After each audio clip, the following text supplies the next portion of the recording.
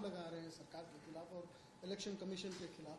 दूसरी तरफ कल कर्नाटका कैबिनेट ने एक डिसीजन लिया है कि राज्य में जो भी लोकल बॉडी के स्थलीय चुनाव होगा, स्थानिक के चुनाव होंगे, उसमें ईवीएम के बदले में बैलेट पेपर की यूज़ किया जाएगा। उसके लिए जो भी रिक्वायरमेंट है लॉ बदलने की या कोई भी इम्प्लीमेंट करने की या अमेंडमेंट करने की, वो हम करेंगे।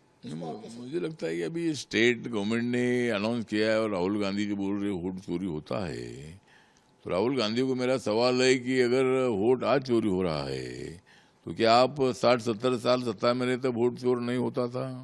तब भी वोट चोरी होता था क्या?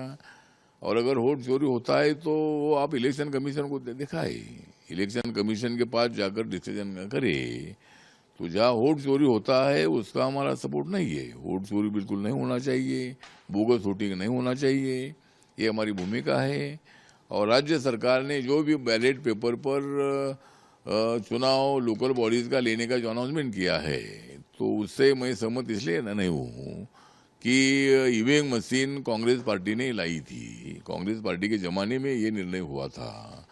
अगर इलेक्शन कमीशन और पूरा सरकार और सब अपोजिशन मिलकर ये करते हैं कि हमको बैलेट पेपर ही चाहिए, तो हमारी उसके लिए हमारा विरोध नहीं है। हमारा कहना ये है कि बैलेट पेपर से बहुत टाइम काउंटिंग के लिए लगता था, रात 2 रात भी कई बार लगता था, लेकिन ईवीएम मशीन से बहुत जल्दी इसका काउंटिंग होता है।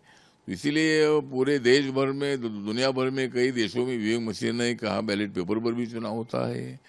तो बैलेट पेपर पर भी चुनाव के लिए हमारा विरोध नहीं है, लेकिन मुझे लगता है कि स्टेट गवर्नमेंट को शायद वो अधिकार नहीं है, वो इलेक्शन कमीशन का परमिशन लेना पड़ेगा। और इलेक्शन कमीशन को पूरे देश भर में एक ही नीति होती है, अगर बैलेट पेपर है तो बैलेट पेपर, या ईवीएम मशीन है तो ईवीएम मशीन।